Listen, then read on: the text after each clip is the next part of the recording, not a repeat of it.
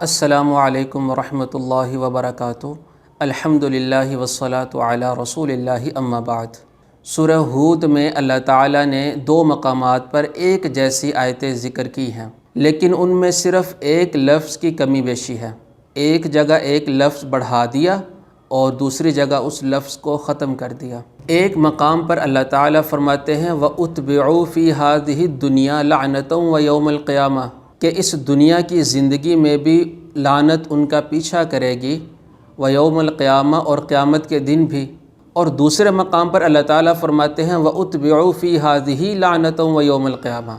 اس مقام پر اللہ تعالیٰ نے الدنیا کا ذکر نہیں کیا، صرف فرمایا وَأُتْبِعُوا فِي هَذِهِ لَعْنَةً وَيَوْمَ الْقِيَامَةِ۔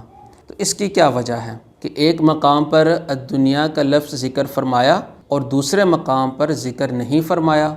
جس آیت میں اللہ تعالیٰ نے الدنیا کا لفظ ذکر فرمایا ہے وہ آیت قوم عاد سے متعلق ہے، اور جس جگہ اللہ تعالیٰ نے الدنیا کا لفظ ذکر نہیں فرمایا وہ آیت حضرت موسیٰ علیہ السلام اور فرعون کے قصے سے متعلق ہے۔ تو اس میں پہلی وجہ اختصار اور طوالت کا اصول ہے، یعنی یہ عربی اسلوب ہے کہ ایک جگہ اگر بات مختصر کی جائے تو وہاں الفاظ بھی کم کر لیے جاتے ہیں، یعنی جتنے کم الفاظ میں بات ہو تو اتنے کم الفاظ میں بات ذکر کی جاتی ہے۔ اور طوالت کا اصول یہ ہے کہ اگر آپ بات تفصیل سے ذکر کر رہے ہیں تو پھر آپ الفاظ بھی زیادہ لے کر آتے ہیں۔ تو قوم عاد کا اللہ تعالیٰ نے یہاں پر تفصیل سے ذکر کیا ہے اور 11 آیات میں وہ قصہ بیان کیا ہے۔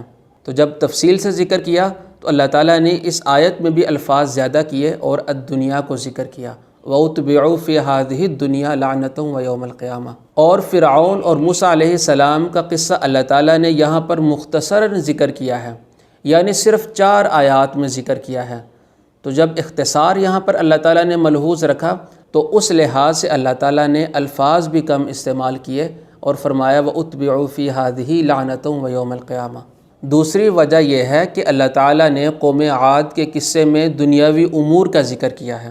آیت میں ہے یا قوم استغفروا ربکم ثم توبوا الیہ، کہ اے میری قوم تم اپنے رب سے استغفار کرو اور اس کی طرف رجوع کرو، یرسل السماء علیکم مدرارا، کہ وہ رب تم پر بارش برسائے گا، مسلسل بارش برسائے گا، وَيَزِدْكُمْ قُوَّةً إِلَىٰ قُوَّتِكُمْ، اور اللہ تعالیٰ تمہاری قوت میں اور زیادہ اضافہ کرے گا۔ تو یہاں پر 2 چیزوں کا ذکر کیا، ایک بارش کا، اور بارش سے مراد رزق میں وسعت ہے، یعنی جہاں پر بارش ہوتی ہے وہاں پر فصل زیادہ ہوتی ہے، پیداوار زیادہ ہوتی ہے اور رزق میں وسعت آتی ہے۔ تو یہ بھی ایک دنیاوی امر ذکر کیا اور فرمایا کہ وَيَزِدْكُمْ قُوَّةً إِلَىٰ قُوَّتِكُمْ، کہ اللہ تعالیٰ تمہاری قوت کو اور بڑھا دے گا۔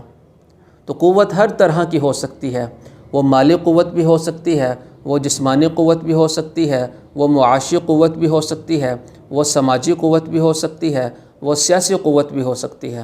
تو اللہ تعالیٰ تمہاری ہر طرح کی قوت کو بڑھا دے گا، یعنی دنیا میں تمہیں مستحکم اور مضبوط کر دے گا۔ تو یہاں پر چونکہ دنیاوی امور کا ذکر تھا اور قوم نے اللہ تعالیٰ کی بات نہیں مانی تو اللہ تعالیٰ نے فرمایا وَأُتْبِعُوا فِي هَذِهِ الدُّنْيَا لَعْنَةً وَيَوْمَ الْقِيَامَةِ، کہ اب اسی دنیا میں لعنت تمہارا پیچھا کرے گی۔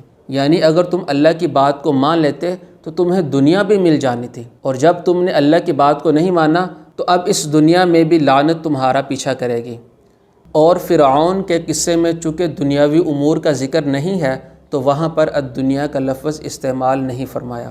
اور تیسری وجہ یہ ہے کہ اللہ تعالیٰ نے قوم عاد کے قصے میں دنیاوی سزا کا ذکر بھی کیا ہے۔ اللہ تعالیٰ فرماتے ہیں وَلَمَّا جَاءَ أَمْرُنَا نَجَّيْنَا هُودًا وَالَّذِينَ آمَنُوا مَعَهُ بِرَحْمَةٍ مِنَّا، کہ جب ہمارا حکم یعنی ہماری طرف سے عذاب آ گیا تو ہم نے حضرت ہود کو اور ان کے ساتھیوں کو بچا لیا، وَنَجَّيْنَاهُم مِّنْ عَذَابٍ غَلِيظٍ، اور ان کو سخت عذاب سے ہم نے بچا لیا، یعنی حضرت ہود علیہ السلام اور ان کے ساتھی عذاب سے بچ گئے اور باقی ساری قوم اس دنیاوی عذاب میں مبتلا ہو گئی۔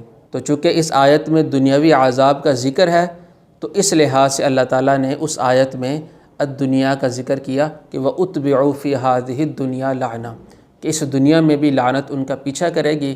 اور چوتھی وجہ یہ ہے کہ اللہ تعالیٰ نے فرعون کے قصے میں اخروی سزا کا ذکر کیا، یعنی ان کی آخرت کی سزا کا ذکر کیا، فرمایا فَأَوْرَدَهُمُ النَّارِ کہ یہ فرعون اور اس کے لوگ آگ کے اندر ڈالے جائیں گے۔